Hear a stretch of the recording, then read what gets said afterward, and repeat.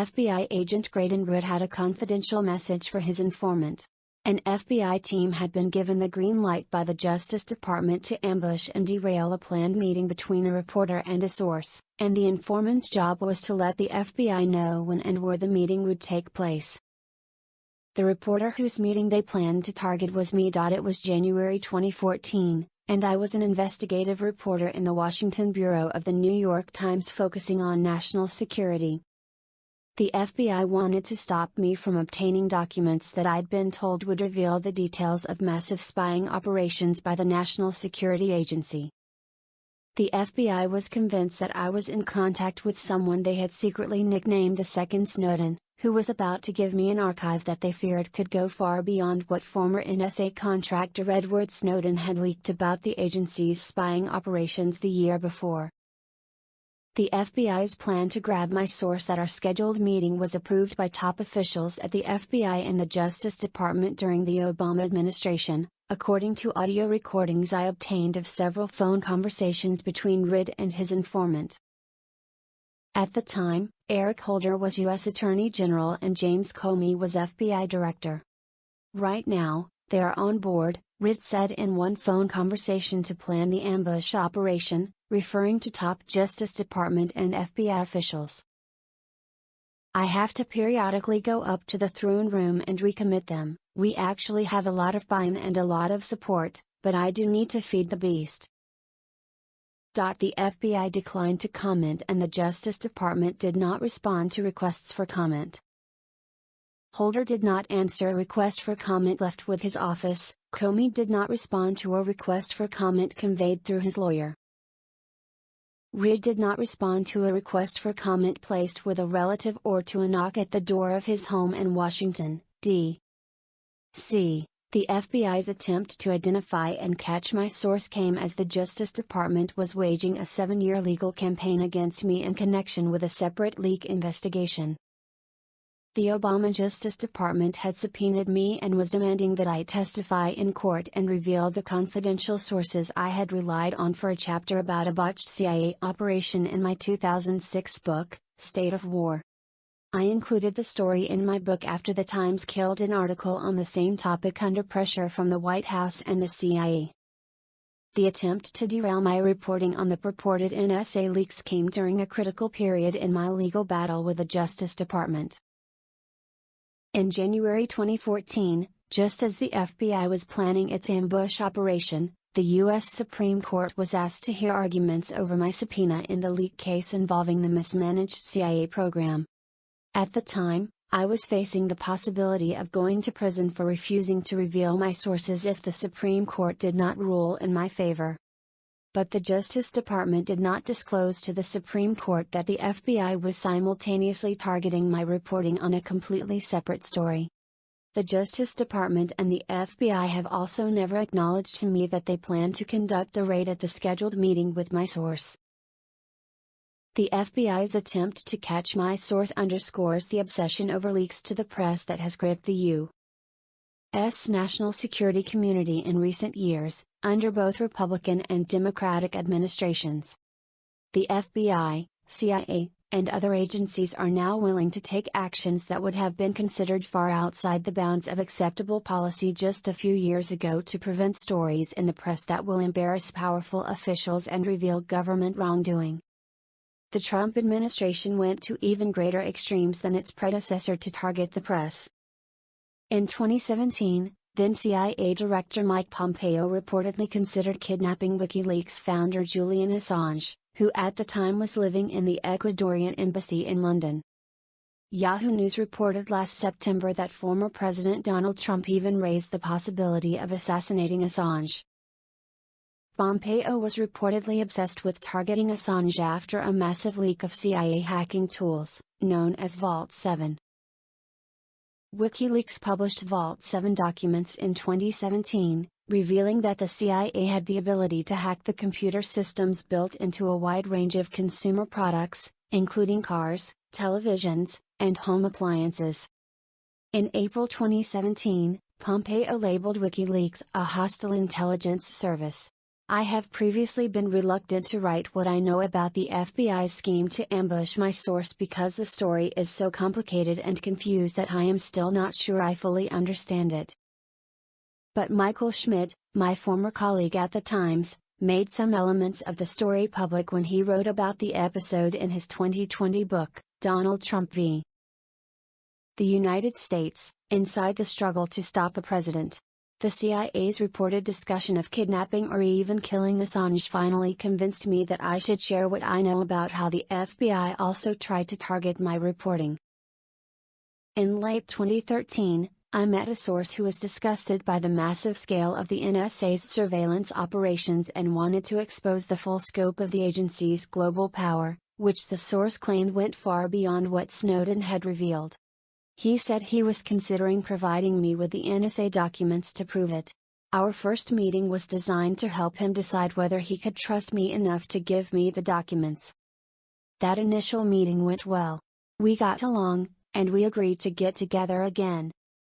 The source had scheduled an upcoming trip to Brussels, so we agreed to meet in Belgium. I hoped he might be ready to hand over the documents. I chose Bruges, a historic Belgian city where we would easily blend in among the crowds of foreign tourists. To be honest, I also chose Bruges because I wanted to visit the city. One of my favorite movies was in Bruges, the dark comedy starring Colin Farrell and Brendan Gleeson. The film's plot, about two hitmen waiting for something to happen in the Belgian city, made Bruges seem like an appropriate backdrop for a secret meeting with the source. After a quick internet search of bars and restaurants, I chose the Café Rose Red in the city's center as the place for our meeting. It was likely to be packed with tourists. The source and I would be joined at the meeting by an American lawyer who had originally introduced us. I had known the lawyer for several years. When I first met him, he was in private practice and occasionally handled legal matters for individuals involved in the government's national security apparatus. Later, he split his time between the United States and Europe. He told me that he was sometimes involved in international arms deals. The lawyer seemed to be an adrenaline junkie, someone who had found a home on the dark side of international intelligence. I considered him primarily a go-between, someone who occasionally introduced me to people involved in national security matters both in the United States and overseas, as well as people involved in more questionable activities, such as arms deals and money laundering. I found his contacts helpful to my reporting. Through him, I gained access and insights into the intelligence underworld. But by the time of the planned meeting in Bruges in 2014, the American lawyer had begun to inform on me and my new source for the FBI, I later learned. I don't know exactly when he began to do so. I've tried throughout my career to protect my sources. While the FBI knows who the lawyer is, I will not name him, even though he betrayed me. As I prepared to travel to Bruges, I tried to take a few precautions to avoid detection. I planned to fly from Washington to Paris, then pay cash for a train ticket to Bruges. I hoped that would reduce the digital evidence of my travel. I didn't know that my efforts were pointless because the FBI was already closely tracking my movements based on information the American lawyer had fed them. Just before I was scheduled to leave Washington, I received an anonymous email from an odd address that I had never seen before. The email contained a brief but stunning message. It said not to go to Bruges. Uncertain who was behind the message, I cancelled my travel plans. Much later, I asked the American lawyer if he knew what had happened and whether he had sent the email. He admitted that he was responsible for the warning. Eventually, he confessed to me that the FBI had been waiting in Bruges to trap my source. He said that the FBI knew about the meeting because he had told them about it, and that he had also told the FBI that the source wanted to provide me with NSA documents. He admitted that he had been informing on me. He said that, based on the information he had provided, the FBI had sent a large team to Bruges to try to arrest my source. The FBI told the American lawyer that senior Justice Department officials wanted to grab the source when I was not there, so they asked the lawyer to find a way to try to prevent or at least delay my arrival in Bruges. Before I got the anonymous email warning me not to come, the lawyer and his FBI handler brainstormed how to keep me from getting to Bruges. In one phone conversation, he told Rid that he would have his assistant pick me up at the train and then pretend to have car trouble so that I couldn't get to the cafe in time. I will put, without sort of pulling back the curtain, I will put my colleague, who he has a great deal of confidence in, on him for logistical support, and tell him hey, she'll meet up with you, she'll help make your arrangements and be your driver, and essentially put her on him to keep tabs on him, the American lawyer told Rid. She would have strict instructions to essentially queer that whole deal, up to and including having the car break down. But that wasn't good enough for Rid, who wanted the American lawyer to stop me from traveling to Europe. That is a good tool at a tactical level, Rid responded when the American lawyer suggested having his assistant stage a car breakdown. But that doesn't save us from the wrath of the Attorney General and headquarters. If he shows up in country, all hell is going to break loose, and so, if at all possible, our primary goal needs to be to dissuade, to talk him out of it. We need for him to not be in Europe for that weekend, and, when I say we, I really mean you, because, brother, you're turning out to be the one who's got to do it. The higher powers are going to have a conniption if he is in country or floating around Europe.